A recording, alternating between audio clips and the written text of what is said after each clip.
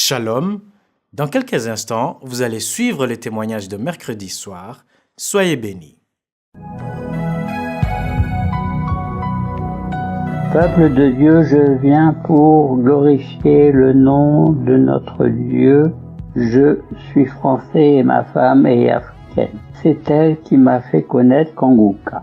J'ai fait un infarctus et Dieu m'a guéri. Quand j'étais à l'hôpital, le docteur disait qu'ils vont me mettre un gilet ou une pile pour aider mon cœur, ou ils vont envoyer dans un hôpital où je vais rester pendant 3 mois. Mais ma femme n'a pas baissé les bras. Elle a passé la nuit à prier et Dieu a exaucé nos prières. Je vous dis, mes frères et mes sœurs, j'ai passé 1 semaine au lieu de 3 mois. Le 7e jour, le docteur dit, monsieur, vous rentrez chez vous, et on est rentré chez nous. L'homme de Dieu dit de voir mes médecins qui déclarent que tu es guéri.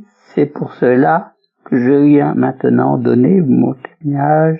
Que Dieu bénisse les partenaires et toute la grande famille de Kanguka.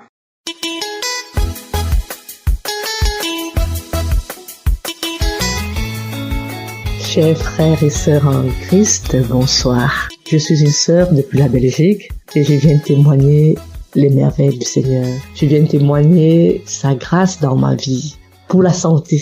Depuis le mois de septembre, je toussais. C'était une toux légère, je me disais ça allait passer. La toux ne passait pas et je suis allée chez le médecin, elle m'a prescrit des médicaments pour la grippe. Alors, en date du 13 octobre, au matin, je sens mon oreille bouchée. Je me suis dit, c'est certainement de l'eau qui est ancrée dans mon oreille. 2 jours, l'eau ne sort pas de l'oreille. J'ai dit, mais ça met quand même long. 7 jours après, l'oreille est bouchée. Je me dis, mais cette histoire d'eau dans l'oreille, ça met long quand même ça. C'est ma fille qui a attiré mon attention, elle me dit, maman, tu as une otite. J'ai dit, une otite? Comment ça? Néanmoins, quand même, en journée, j'appelle mon médecin traitant, je prends rendez-vous avec elle. Elle me dit, oui, c'est une otite parce que j'ai laissé traîner la toux, la grippe, le rhume et tout ça. Mais presque les antibiotiques. Alors, pendant 1 semaine, je prends les antibiotiques. Chers frères et sœurs, je dois mentionner ici que je commence à ressentir une perte d'audition. J'entends de façon un peu floue de l'oreille gauche. 7 jours après la prise d'antibiotiques, aucune évolution. Alors, moi voici, je suis restée à la maison, je suis pas allée travailler. C'est mon chef qui m'appelle pour prendre de mes nouvelles. Je dis non, ça ne va toujours pas. Ça va même de mal en pire. Il me dit non, il faut aller consulter. Et j'appelle l'hôpital, personne ne décroche. Je dis maman voici, je m'en vais à l'hôpital. Mais je me rends compte que, pendant que je roulais, une ambulance est passée à côté de moi, du côté gauche, toute sirène sifflante, et je n'ai pas entendu. J'étais surprise de voir cette ambulance passer à ma gauche, dont je n'ai même pas eu le temps de donner le passage. J'ai compris à quel point c'était vraiment grave, cette perte d'audition. J'arrive à l'hôpital, je suis reçue par l'ORL, elle fait un examen, elle me dit, il y a beaucoup de liquide dans l'oreille gauche. Et l'oreille droite aussi, un tout petit peu. On m'envoie faire les tests d'audition. Résultat, une très grosse perte d'audition. C'est que j'ai confirmé quelques minutes auparavant avec l'ambulance qui est passée, j'ai pas entendu. Elle me prescrit des médicaments. Elle me dit, si en date du 3 novembre, aucune évolution, je dois repartir pour qu'elle me perce le tympan pour booster le rétablissement. Je dis pardon. Elle me dit oui, il faudra le faire. Alors là, quand je rentre chez moi, je me rends compte que c'est sérieux. Je dis, mais mon Dieu, tu ne peux pas me faire ça. J'ai dit, accro de challenge, s'il te plaît, pitié de moi. Et tous les problèmes que j'avais entre-temps, je les ai tous mis en stand-by parce que ça, c'était sérieux. Et mes enfants, ma fille, ma dernière, généralement, elle s'assoit à ma gauche. Quand elle parlait, je n'entendais pas. Je sentais bourdonner. Et alors là, bon voilà, j'ai recommencé à prier. Parce que vous savez, quand la santé est touchée, rien ne va plus. Matin, midi, soir, j'étais scotché à Kanguka. Entre-temps, ça fait 3 ans que je connais Kanguka. Matin, midi, soir, je suis scotché à Kanguka et heureusement pour moi une fois, Christ dit, il y a une dame qui a une oreille droite bouchée. Je dis, c'est moi, c'est pas la droite mais c'est la gauche. Et pendant les séances de prière, il y a des larmes qui coulent, je n'en reviens pas. Les larmes coulent comme si j'avais perdu quelqu'un. Je dis, ça, c'est une délivrance. Je dis, Seigneur, tu vas me délivrer. Moi, je ne retournerai pas à l'Oréal pour faire personne dépend. Et, s'il vous plaît, tenez-vous tranquille. Jeudi passé, de la semaine passée, ma copine m'appelle. Je mets le téléphone de l'oreille gauche. Je l'entends. Je dis, mais j'entends, je me suis mise à crier. Elle m'a dit, c'est quoi? J'ai dit, non, j'entends. C'était une joie énorme. Et je me souviens ce jour, je disais, ce jour, je suis rentrée de l'Oréal. Je disais, Seigneur, tu ne peux pas me faire ça. J'ai beaucoup de problèmes actuellement, mais la santé, tu ne peux pas me la prendre, s'il te plaît. S'il te plaît, si tu me guéris avant ce 3 novembre, je vais témoigner. J'ai été guérie jeudi la semaine passée. Ça s'est passé de façon brusque, je ne sais pas comment ça s'est passé. Mais tout ce que je sais, c'est que jeudi passé dans l'après-midi, quand j'étais au téléphone avec ma copine, je l'entendais de façon audible. Et maintenant, quand je conduis, le changement de vitesse, j'entends tous les différents bruits du moteur. Oh mon Dieu, qui est comme toi? Je rends grâce à Dieu. Je lui rends grâce parce que je me dis, mais cette histoire de santé, ça commence souvent petit à petit, après ça va jusqu'au pire. Mais à moi, ça n'arrivera pas, Seigneur, je te connais. Oh Seigneur, merci. Ma fille me rappelait hier, maman, tu as dit que si tu es guéri, tu vas témoigner. J'ai dit oui, je vais témoigner aujourd'hui avant minuit. Et je rends grâce à Dieu parce que j'ai tenu parole, j'ai témoigné, chers frères et sœurs, accrochez-vous à Kangoka. Il y a Dieu dans Kangoka. Merci pour sa vie. Merci pour la vie de sa famille. Merci pour tout ce monde qui soutient l'équipe Kangoka. Que Dieu vous bénisse. Merci. Seigneur, merci.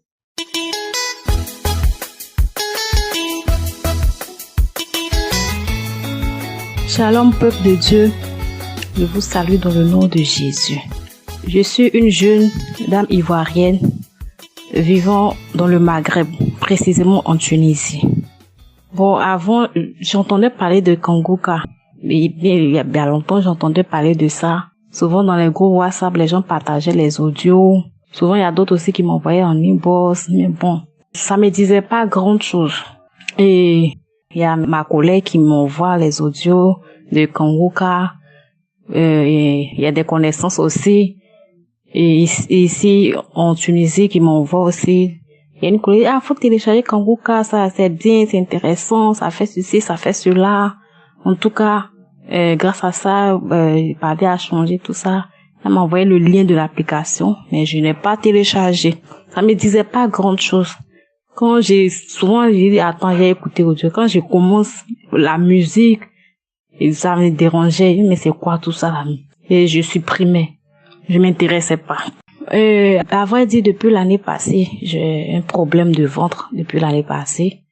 Un problème de ventre qui me fatiguait beaucoup. Et ça fait maintenant, je crois, 2 semaines de cela. Et j'ai appelé mon père, je lui ai dit, en tout cas, mon problème là, vraiment, ça devient sérieux. Ça devient très sérieux. Mon problème de ventre, mais monstrueux, commence à ne plus bien venir. Et j'ai eu un mal de ventre pas possible. Je suis partie à l'hôpital. Et on m'a diagnostiqué, on a vu qu'il y avait les trompes qui étaient bouchées. Et j'avais aussi le kyste. Et tout cela me perturbait et me monstrait. Ne venait pas bien, ça peut venir ce mois, ça fait 1 mois d'écart, 2 mois d'écart, puis ça vient. Mais je suis pas enceinte. Et arrivé un moment, ça m'inquiétait beaucoup. Donc quand j'ai appelé mon père, je lui ai expliqué, il dit d'accord, prends 3 jours de jeûne, je vais jeûner aussi avec toi. Et tout le monde sait que quand on dit la médecine est développée dans les pays maghrébins, la Tunisie, on fait partie. Il y a des gens qui quittent en Afrique de l'Ouest, même en Europe, pour venir se faire soigner ici, parce que la médecine est très développée ici. Et bon, on a pris ces 3 jours de jeûne, le premier jour, le deuxième jour. Et à la maman de mon fiancé qui lui a envoyé le lien de Kangoka. Il lui a dit que c'est intéressant, c'est bon, c'est la prière, il y a beaucoup de témoignages. Et lui aussi, il a téléchargé. Et puis, il m'a fait part de cela. Il dit, voici ce que maman m'a envoyé, tout et tout. Il dit, attends, je vais voir. Il m'a montré. On a commencé à écouter un peu de témoignages dessus. Il dit, en tout cas, c'est intéressant, hein. Attends, je vais télécharger. Et je téléchargeais. Il faut dire que si tu n'es pas disposé, tu vas voir les trucs spirituels, mais tu vas pas bien comprendre. Mais il fallait que je rentre dans ce moment de jeûne pour pouvoir être disposé et puis pouvoir me rendre compte des témoignages de ce que la prière de Kangoka faisait.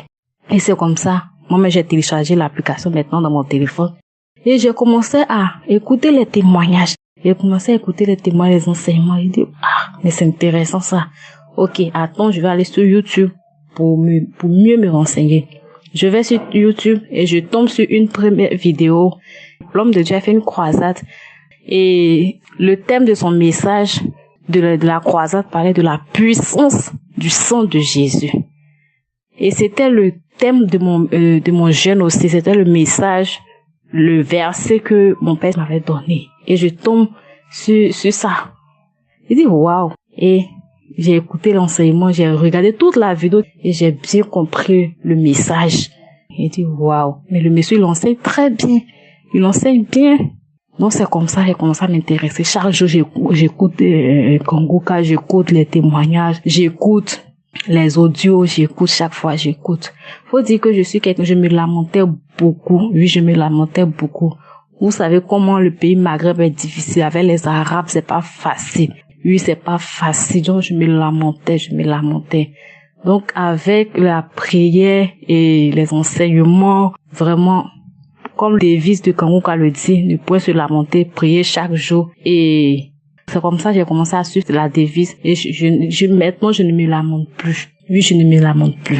Donc, quand j'ai fini les 3 jours de jeûne avec mon père, et il dit après, tu vas aller faire l'écho, tu vas voir que le kyste va disparaître. Tu vas aller refaire tous tes examens.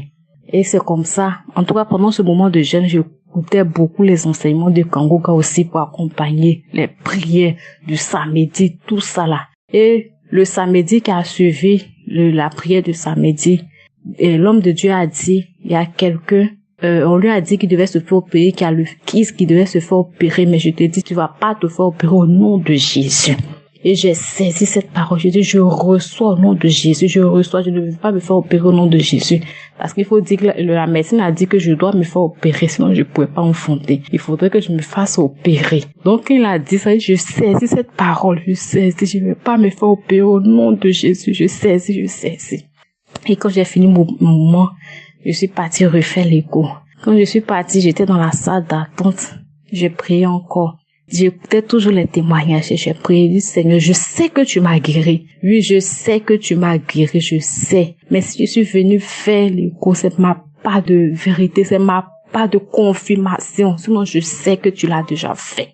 En tout cas, j'étais toujours avec les audios, avec les témoignages dans la salle d'attente, en train de côté, de prier encore. Et dès que le gynécologue est venu, je suis rentrée, il me fait l'échographie, il voit que il y a plus de kyste. Il dit, madame, vous n'avez plus de kyste. Il dit, gloire à Jésus. Madame, il y a plus de kyste. Faut dire qu'il a fait la première échographie, il y avait le kyste et il n'a pas trouvé mon ovaire gauche. Mais cette fois-ci, il a trouvé mon ovaire gauche, l'ovaire droite, et le kyste a disparu, tout était en place. Il était dans la joie. Seigneur, merci. Merci pour ta grâce, merci pour tout ce que tu fais. Et il m'a donné un autre examen à le faire encore. Et il faut dire qu'avant de faire cet examen, il faudrait que les menstrues viennent d'abord. Et mes menstrues ne venaient pas. La date était arrivée, mais ça venait pas. Donc le samedi qui a suivi encore la prière, et l'homme de Dieu a dit qu'il y a une femme que ses menstrues dérangent beaucoup. Mais avant la fin de la semaine, les menstrues vont venir au nom de Jésus. Et je saisis cette parole encore.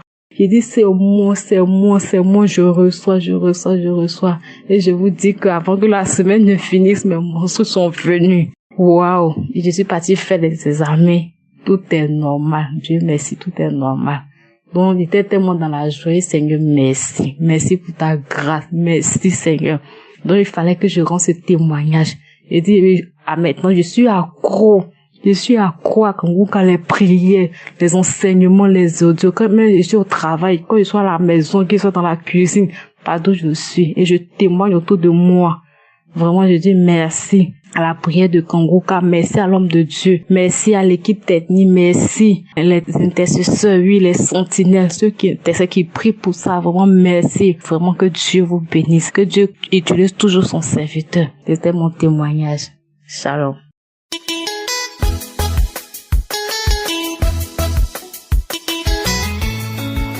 Bonjour chers frères et sœurs de l'équipe Kangoka. Je suis une Congolaise de Brazzaville vivant au Congo-Brazzaville. Je viens ce jour témoigner la grandeur de Dieu par rapport à ce qu'il a fait pour ma fille. J'ai une fille de 9 ans qui, depuis son jeune âge, commençait à souffrir des amygdales, ce qu'on appelle angine. Avant, ça faisait sortir des rougeurs, mais après, c'était devenu des pus au niveau de la gorge, et donc ça s'est aggravé. Le médecin, finalement, nous a conseillé de faire une opération pour gratter la gorge. Nous avons paniqué, son père et moi, parce que l'idée de l'opération, on le sait tous, ce n'est vraiment pas la bienvenue, surtout pour des parents qui... avoir un enfant, c'est un miracle, comme est le cas pour nous. J'ai connu l'émission Kanguka à travers ma belle-mère qui m'en a parlé depuis 2021, parce que dans la recherche de vouloir tomber enceinte, elle est venue un jour à la maison, elle m'a dit « Toi, tu connais pas l'émission Kanguka, il y a des gens qui témoignent et tout, il faut télécharger l'application et tout. » Quelques jours après ou quelques mois après, j'ai entendu l'émission par mon mari. Bon, mais j'ai négligé, parce que lui aussi l'avait téléchargé et moi j'ai négligé. Et après, j'ai laissé. Je me suis retrouvée hors de mon pays. J'ai commencé à écouter cette émission. La première fois que j'ai écouté l'émission, j'ai écouté le témoignage de cette femme-là qui n'avait pas de trompe, cette Camerounaise-là, qui n'avait pas de trompe et que Dieu avait donné des enfants. Je vous assure que ça avait bouleversé ma vie depuis le jour-là. J'ai cru au Seigneur, j'ai dit Seigneur, moi j'ai 2 trompes.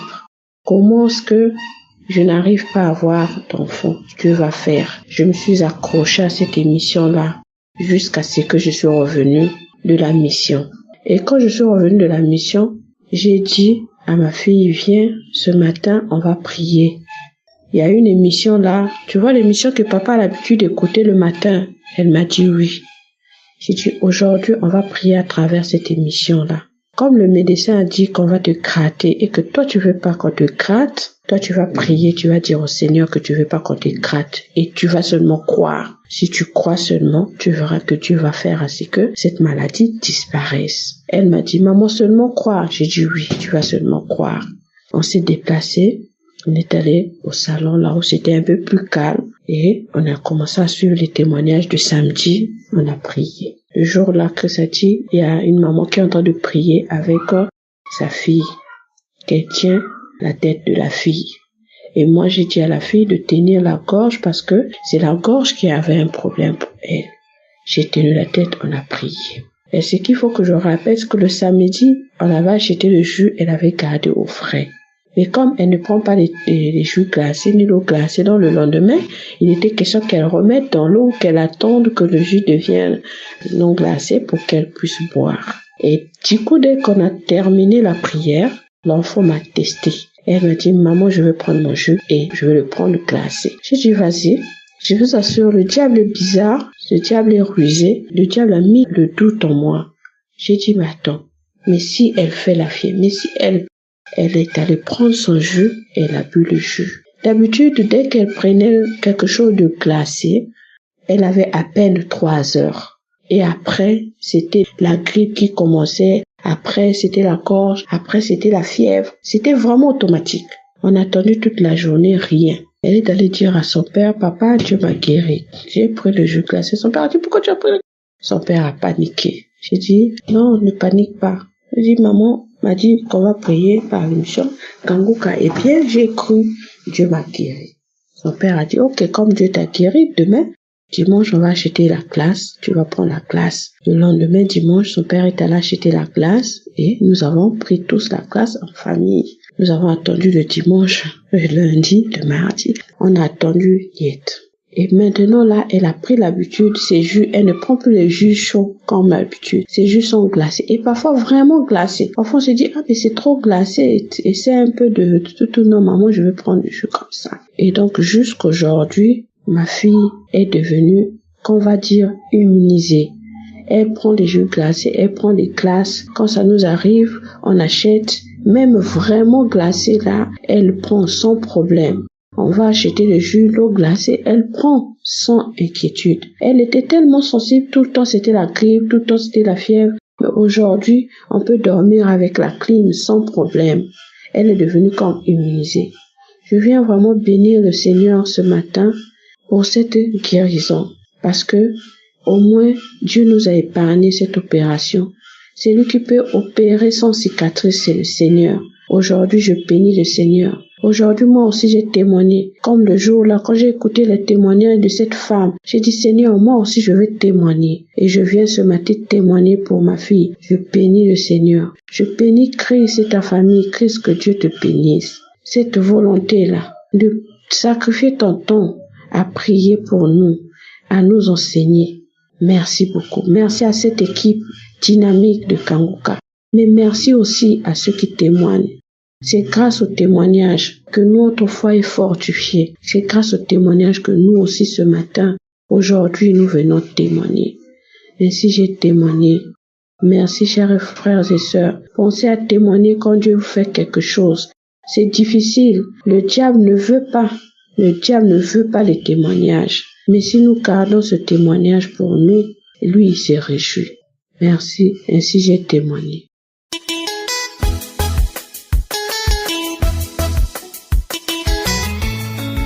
Bonjour frères et sœurs de Kanguka. Vraiment, je vais venir rendre gloire au Seigneur Jésus-Christ pour la délivrance de la mauvaise haleine de la bouche de mon fils. Mon fils aujourd'hui, il a 7 ans. Et quand il a commencé à grandir, à 2 ans, je sentais déjà une mauvaise odeur dans sa bouche. Quand il se réveille le matin, il y a une très très forte odeur dans sa bouche. C'est après avoir brossé les dents. Mais je disais que non, ça c'est pas normal. Comment un enfant peut sentir la bouche comme ça? Tout le temps, quand on priait, je recevais pour lui. Dernièrement, ça fait 2 ans, il est congé de 2 semaines. Il est parti en vacances chez son père. J'écoutais les témoignages. Dans ces témoignages, il y a une femme qui dit que sa fille avait une forte odeur. Moi, quand elle se lavait comme ça, là, l'odeur là, ça se touche elle. Il se demande, dit, Seigneur Jésus, je reçois ça pour mon fils. Je reçois ça pour mon fils. Que cette mauvaise odeur qui est dans sa bouche là, dans son ventre là, sort au nom de Jésus. Lorsqu'il est rentré des vacances, il me dit, maman, lorsqu'il était chez mon père, j'ai vomi ce qu'on appelle les ambulances. Directement, l'esprit me dirait que c'était sa délivrance. Maintenant, j'ai commencé un peu à l'observer. Le matin, il s'est réveillé. Il dit, mais viens un peu et sens ta bouche. Il vient, je sens la bouche de l'enfant, je ne sens aucune odeur. Il dit, Dieu l'a délivré. J'attends encore. Après, maintenant, le lendemain, ça fait presque 2 semaines qu'il est rentré des congés. Donc, tous les matins, je dis, viens monter ta bouche. Viens sentir un peu l'odeur. Je ne sens rien. Franchement, je vais rendre gloire au Seigneur Jésus et lui dire vraiment merci. J'ai reçu la délivrance de mon enfant lorsque, dans les témoignages, vraiment mes frères, c'est témoignant pour la gloire de Dieu, pour ce que Dieu a fait dans notre vie. Ça fait seulement presque 2 semaines que l'enfant a eu cette délivrance. Je témoigne pour la gloire du Seigneur Jésus-Christ. Vraiment, prions pour Christ, que Dieu le bénisse, que le Seigneur continue à l'utiliser pour sa gloire et pour nous aider. Bénissons le Seigneur Jésus-Christ. Amen. J'espère que vous avez été édifiés. N'oubliez pas de cliquer sur la cloche afin d'être averti chaque fois qu'une nouvelle émission est postée. Soyez abondamment bénis.